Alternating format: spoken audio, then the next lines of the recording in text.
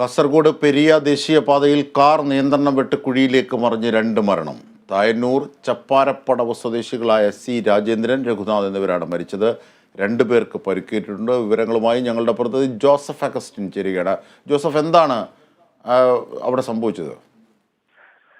അജിംഷാദ്, കാസർഗോഡ് പെരിയ സർവകലാശാലയുടെ മുമ്പിൽ ദേശീയപാതയ്ക്കായി നിർമ്മിച്ച കുഴിയിൽ വീണാണ് ഈ ദാരുണമായിട്ടുള്ള ഒരു അന്ത്യം നടന്നിരിക്കുന്നത്.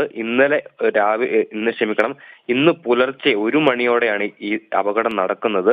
പെരിയയിൽ നിന്ന് തെയ്യം കണ്ടു മടങ്ങുന്നതിനിടെയാണ് 4 അംഗ സംഘം സഞ്ചരിച്ച കാർ അപകടത്തിൽപ്പെട്ടത്. 2 പേർ അപ്പോൾ തന്നെ മരണത്തിന് കീഴടങ്ങിയായിരുന്നു.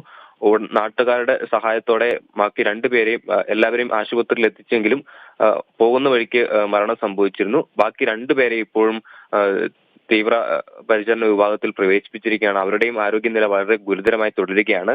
തായന്നൂർ ചപ്പാരപ്പടവ് സ്വദേശികളായ സി രാജേഷ്, അദ്ദേഹത്തിന് 38 വയസ്സാണ്, രഘുനാഥ് 57 വയസ്സാണ് എന്നിവരാണ് ഇപ്പോൾ മരണത്തിന് കീഴടങ്ങിയിരിക്കുന്നത്. ഏതൊക്കെയാലും നാടിനെ നടുക്കിയ ഒരു സംഭവമാണ്. ദേശീയപാതയിലെ ഈ കുഴിയിൽ വീണ് അപകടങ്ങൾ ഉണ്ടാകുന്നത് കഴിഞ്ഞ തവണയും, അതായത് ഒരു 6 മാസത്തിന് മുമ്പും ഇത്തരത്തിലൊരു അപകടം. ഈ വേണ്ടവണ്ണമുള്ള പ്രിക്കോഷൻ, ഈ മുന്നറിയിപ്പ് ബോർഡുകളൊന്നും സ്ഥാപിച്ചിട്ടില്ലേ ഇവിടെ?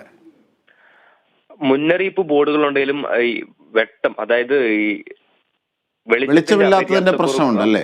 വെളിച്ചക്കുറവിന്റെ അപര്യാപ്തതയാണ് ഈ പ്രശ്നങ്ങൾക്ക് കാരണമെന്നാണ് അന്നും അപകടം നടന്ന സമയത്ത് ആളുകൾ ചൂണ്ടിക്കാണിച്ചത്. ഈ കൃത്യമായിട്ട്, അതായത് അടിപ്പാതകൾ പോകുന്ന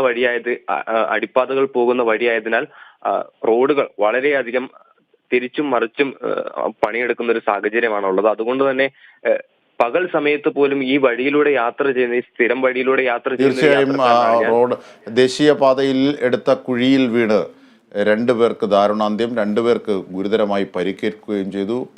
കാസർഗോഡ് പെരിയയിലാണ് സംഭവം. ഇതിന്റെ ദൃശ്യങ്ങളും വിവരങ്ങളുമാണ് ജോസഫ് അഗസ്റ്റിൻ ഞങ്ങളുടെ പ്രതിനിധി നൽകിയത്.